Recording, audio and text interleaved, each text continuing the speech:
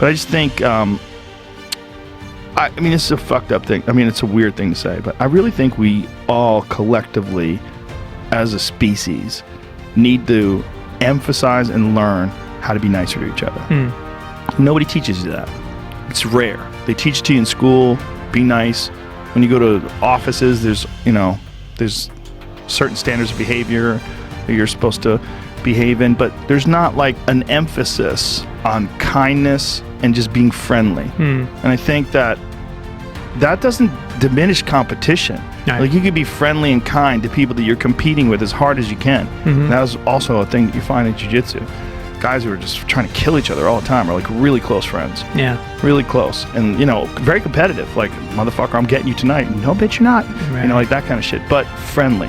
Imagine working with somebody and they're sabotaging what you're trying to accomplish. Yeah. Go to the boss and talking shit behind your back about your project and what you're trying to achieve. Yeah. That's one of the most soul-sucking things about jobs, the fakeness. Yeah. The office banter nonsense, fakeness. I just think as a species, just the human race, especially us as Americans, because we're so goddamn competitive, gotta learn how to be nicer. Yeah, be polite. And when people do that to you, you get a good feeling. You know, when someone holds open the door for you or someone says thank you. Like, I said hi to some guy the other day. I was walking by him in the hallway of a hotel. I go, "How you doing, man?" And he just stared at me. And immediately I was like, what? I was angry. Yeah. You know, immediately, like, part of my instinct was like, fuck you, man. Yeah. And then part of me was like, that poor bastard. Right. You know, and I went with that poor bastard. Like, oh, that's his life. Right. I just said hi. Right. I'm just trying to be nice. Yeah. But he like looked at me like I was, almost like I was weak for saying hi to him. Right. You know? I think we throw the baby out with the bathwater when it comes to religion. And even just rigid ideologies. I think there's something about religion that can absolutely help some people, and there's aspects of it that are very beneficial. Having that code to live by, you know, even if it's because of the fucking spaghetti monster in the sky, like whatever it is that you believe. But if you really act like that thing is watching over you, and that there's codes and tenets that you have to live by, like most of the tenets of Christianity, if you look at them, if you really follow Jesus' rule, which most people don't, but if you really did, you'd be doing a lot of great work. You know, you'd be helping people. You'd be treating each other as if they were your brothers and sisters.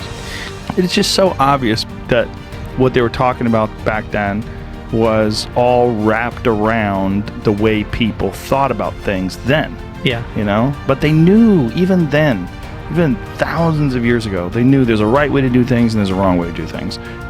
When you pick up the people's bags, you feel good. Let's tell kids that. Yeah. Let's teach people that. You pick up the bags, you feel good. You hold the door open, you feel good. You help someone, you feel good. Like, okay, this is obviously, we all want to feel good, right? How do we feel? Like, there's moments in my life where I feel terrible, where I've done something wrong, or I've fucked up something, or just failed, and I just feel terrible. And I always think, when I do have that feeling, like, God, I fucking hate this feeling. Why can't I feel great? Why can't I just feel awesome right now? Well, because it didn't go well. And this is like the psychic reminder. This is that jolt of energy that's letting you know, like, hey, you went on a wrong path. You fucked up. You tanked this. You crashed that. You did wrong. Like, you're supposed to feel like shit, right, so that you don't do it again. Yeah. But conversely, when something good happens, when you help someone, when someone can't get their bag in the overhead because it's too heavy, and you help them and you hand it to them, they smile at you and you smile at them, you walk off the plane, you feel good. You feel good. You got to teach that too. Like, you have to remember that. And you have to go, why do I feel so good? Oh, I felt so good because I helped that lady. Yeah. You know, I felt so good because I said hi to that guy, and that guy said hi to me back, and we looked at each other and go, you know, made some niceties or whatever. Yeah. And that's part of the joy of life, right, is those friendly, fun, nice interactions with people.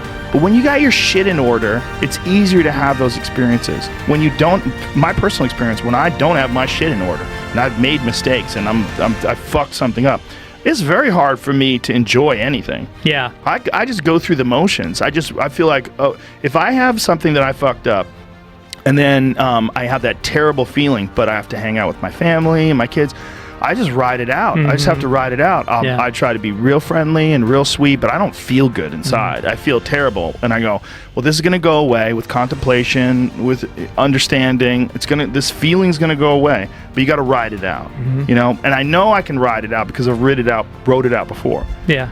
But for some people, man, they don't know what to do there. Right. They don't know what that feeling is. They feel like this is their life. And then that feeling, if you don't conquer it, you get comfortable with it. You get used to it. You get used to failing. You get used to that terrible feeling, and then you start pouring booze on that terrible feeling. Right. Or pouring drugs or whatever. Well, it also becomes like, I was in therapy, and I remember the therapist told me that we all have a narrative of our lives, and you can choose that narrative. It's that fucking simple. That's basically what behavioral therapy tells you, is that it's all a projection. Everything in your life is a projection. You know, you say, I have these attributes, I've accomplished these things, or you can say, I lack these things and I fucked up these things. And you can live your life putting that energy out to people, and it's as simple as just literally sitting down and thinking about how you want to see yourself, and just keep reminding yourself of that, and you'll start to live it. I mean, this sounds so fucking hokey and oversimplified, but it's real. Yeah. Yeah, and part of the downside of religion is that I was raised with a lot of shame and guilt. And so those periods you're talking about where you fucked up and you're feeling bad and you got to ride it out, you throw shame on top of that, and it extends it and it makes it more profound. And it's not just about your action and how it might have affected other people. It's about original sin, you know, heavy original sin shit. Garden of Eden, we're evil. You know, we're dirty, we need to confess, we need to be cleansed.